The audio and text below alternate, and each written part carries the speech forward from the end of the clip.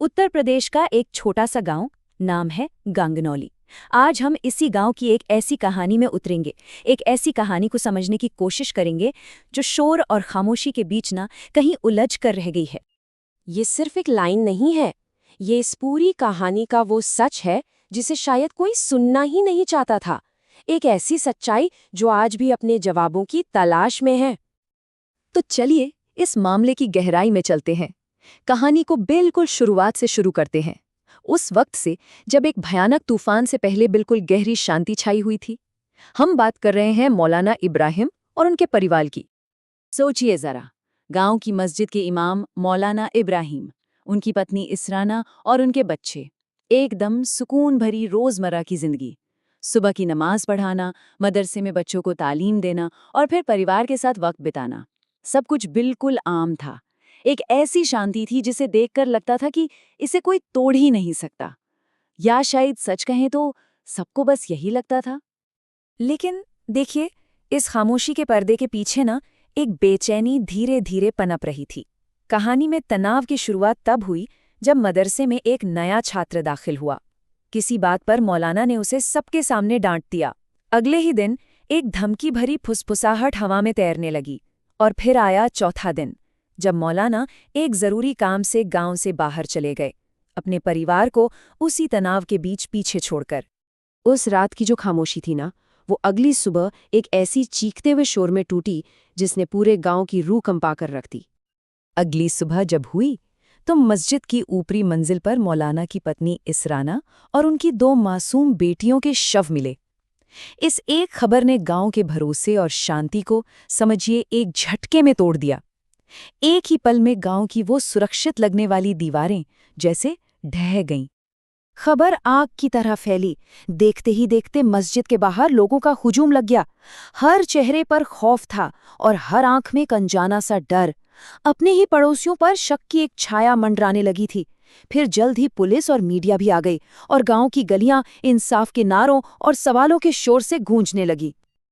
अब सबसे बड़ा सवाल यही था, आखिर ये किया किसने और क्यों? पुलिस ने जांच शुरू की और बहुत जल्दी ही एक कहानी दुनिया के सामने रख दी। लेकिन जांच में पहली चुनौती थी मस्जिद के बंद पड़े सीसीटीवी कैमरे। अब सवाल ये था कि क्या ये सिर्फ एक इत्तेफाक था या फिर एक सोची समझी साजिश का हिस्सा। सवालों के इस धुंध में ये पहला ऐसा सुराग था जिसने सब कुछ और भी ज्यादा उलझा दिया। तो पुलिस ने तेजी से काम करना शुरू किया और बहुत जल्द 2 चेहरे सामने आ गए। कौन थे? मदरसे के ही 2 नाबालिग छात्र, और इनके साथ एक कहानी भी सामने आई। कहानी थी बदले की, सबके सामने हुई बेइज्जती के बदले की। तो पहली नज़र में तो मामला सुलझता हुआ दिख रहा था, एकदम सीधी साधी कहानी। लेकिन क्या सच में ये इतना सीधा था, या फिर इस कहानी में कई ऐसी परतें थीं जो अभी खुलनी बाकी थीं? और हुआ भी वही। जैसे जैसे जांच आगे बढ़ी, पुलिस की ये सीधी साधी कहानी कई विरोधाभासों में उलझने लगी और इसने पूरे मामले को एक बिल्कुल नया और बेहद पेचीदा मोड़ दे दिया। तो देखिए, यहाँ कहानी में 2 हिस्से हो जाते हैं। एक तरफ थी पुलिस की थ्योरी कि मामला एकदम साफ है, ये बस गुस्से में उठाया गया एक कदम था। लेकिन दूसरी तरफ थे वो सुराग जो इस सीधी साधी कहानी पर बड़े बड़े सवाल खड़े कर रहे थे। जैसे कि एक तीसरा अनजान शख्स, वो सीसीटीवी फुटेज में तो दिखा लेकिन पुलिस की पूरी कहानी से गायब था। फिर मोबाइल डेटा, वो भी आपस में मैच नहीं कर रहा था। और ऊपर से गांव में जो दबी जुबान में बातें चल रही थी परिवार के अंदरूनी झगड़ों की, उन अफवाहों का क्या? सबूत जैसे जैसे आने शुरू हुए, उन्होंने मामले को सुलझाने के बजाय और उलझा दिया। जो हथियार इस्तेमाल हुआ था वो तो मिल गया, लेकिन फोरेंसिक रिपोर्ट से ये साफ नहीं हो पाया कि क्या आरोपी वाकई में वहां मौजूद थे। उनका एक बालिया बयान भी अधूरा सा था, कहीं कहानी जुड़ती तो कहीं टूट जाती।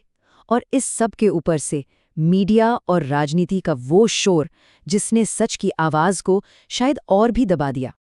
हिरासत में लिए गए एक आरोपी के कबूलनामे की ये लाइन मकसद को और भी ज्यादा धुंधला कर देती है।